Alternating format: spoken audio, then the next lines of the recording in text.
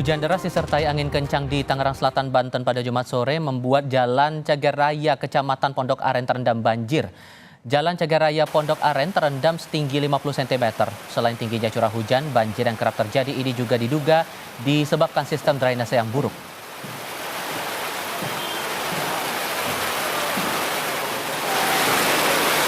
Banjir membuat banyak kendaraan roda 2 yang nekat melintas mogok. Untuk menghindari banjir di jalan ini, pengendara harus mengambil jalur memutar yang cukup jauh.